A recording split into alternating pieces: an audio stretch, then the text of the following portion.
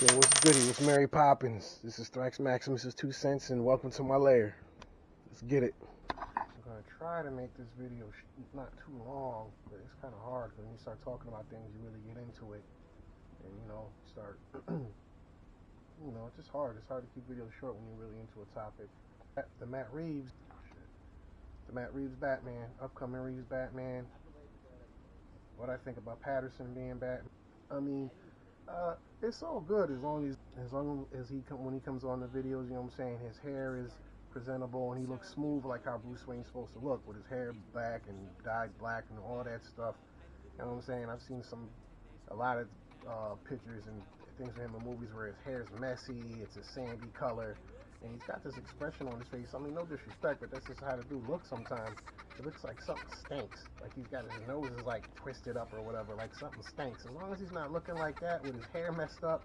I mean, I've seen some pictures of him where they got him, you know what I'm saying, a little bit more presentable with the suit on and all that, in a brooding, you know what I'm saying, smooth looking setting. He could pass for a young Bruce, I guess. You know what I'm saying, if they do it up right. I mean, I'm not really trying to give my opinion about where they should go with it or what they should be doing with it, because you know what I'm saying, that again, it's your 2 cents. It's not going to go nowhere anyway. But the thing that I am concerned about is, I mean, sometimes you know what, jumping too far ahead. Sometimes I do got problems with them casting with certain characters and with certain peoples. You know what I'm saying? Like, I know, like the Christopher Nolan's Batman. It was a good series and everything. It was nice and everything, but Christian Bale as Batman wasn't a bad thing. I mean, it grew on you. My problem with this series was Bane.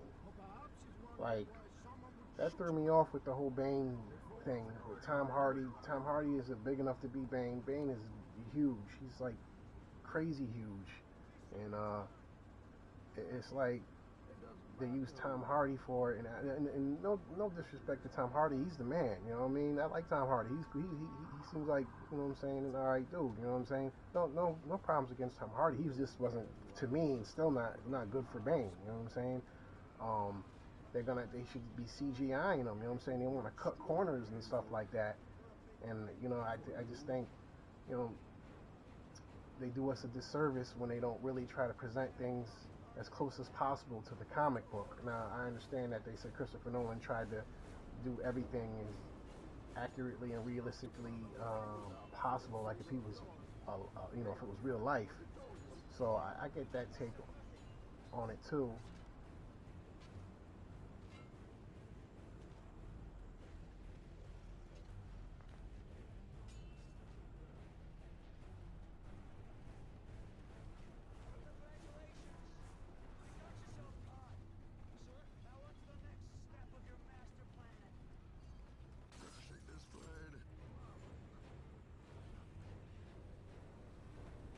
Yeah, the whole Bane thing, you know what I'm saying, with Tom Hardy being Bane, you know what I'm saying, I mean, and at the same time, too, I know Bane's supposed to be you know what I'm saying, he's smart, he's not an idiot, but I mean, when they had him talking like a Harvard, you know what I'm saying, Yale college professor, I was like, what the fuck is this shit, you know what I'm saying, he sounded like a friggin',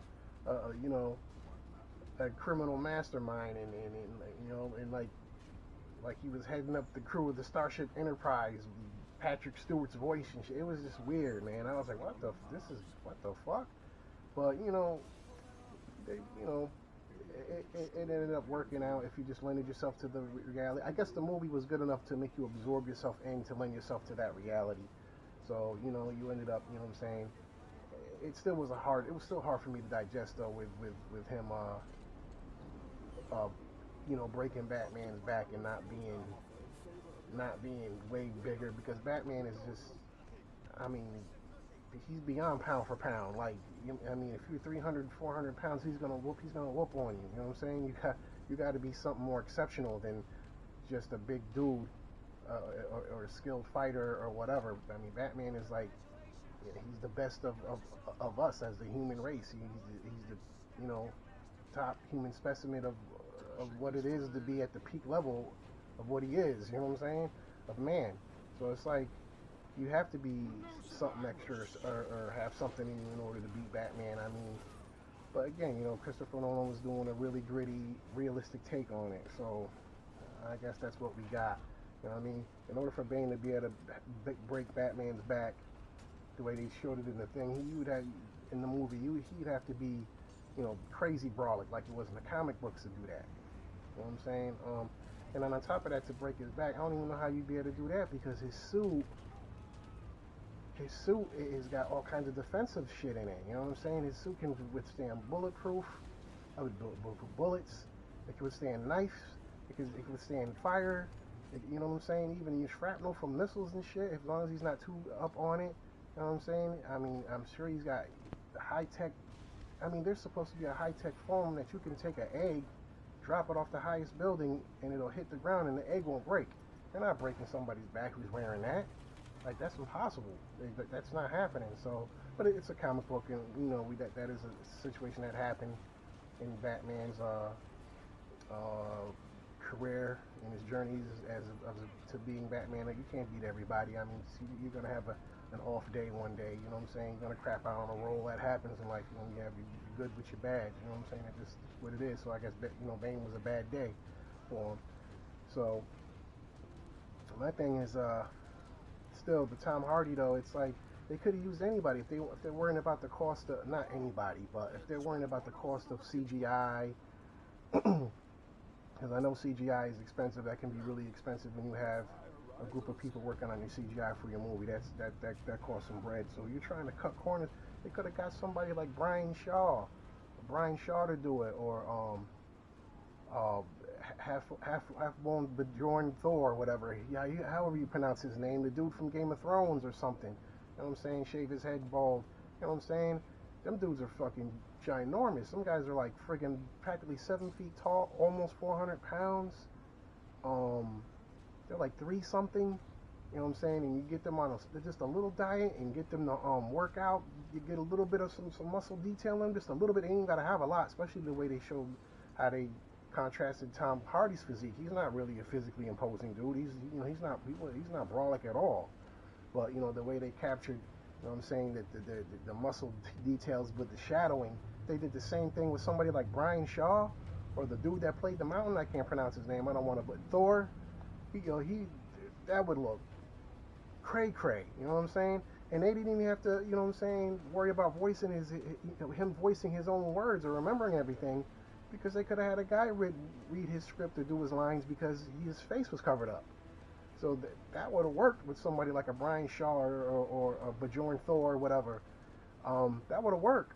You know what I'm saying? I mean, it's just gotta be real to me. That's Tom Hardy breaking Batman's back. I just wasn't eating that shit. I was like, get the fuck out of here. No. You know what I mean? But I did enjoy the film other than that. You know what I'm saying? The Christopher Nolan film was good. I even like the other Batmans too, because you know it's like the whole '80s Batmans. I'm not, Michael Keaton, of course, is our all-time favorite Batman because he was from one of the most nostalgic eras of our childhood in the '80s. So he'll always be framed and in a trophy.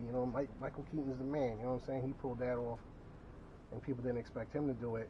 And he's the favorite Bruce Wayne, man. He's like that's. And then for me it would be Ben Affleck. Ben Affleck was pretty dope, man. It sucks that he stepped away, because I think that if they would have kept him on board, that could have worked. I mean, Ben was pretty dope, Bruce Wayne. I think that his approach to it's interesting that they're going to do the approach to him doing the detective work, because that hasn't really been done. But I wonder if they're going to use a lot of the showcase his technologies that he has to really show how he's able to pull some of the detective work that he does off, like from the Batman games and all that. I mean, even with the X-Men, when they tried to use the actor for Juggernaut, that didn't work. That was corny. And they finally got it right with the Deadpool movie. They CGI'd Juggernaut, but that was dope. That's how he's supposed to look. That's Juggernaut. You know what I mean? That's dope. That's dope. That's what he's supposed to look like. So CGI Bane if they have to. They should have CGI'd him, but they didn't. But if you're gonna go use a real actor, you know, get the strong men to do it or something like that. Real huge dude to do it. Thrash until you get dizzy. 16 balls on the mic till you get busy. Bang your head, mosh. Thrash until you get dizzy. 16 balls on the mic till you get busy. Bang your head, mosh. Thrash until you get dizzy. 16 balls on the mic till you get busy. Bang your head, mosh. Thrash until you get dizzy. 16 balls on the mic to get busy. What? Fallen one-winged angel, son of Genova. Monster romping through your city like field clover. Eagle eye spot you from a distant superimposer. Juggernaut furious, unstoppable, get ran over. 50 plus tons get squashed, tracks of a dozer. For a BMX 6 over land.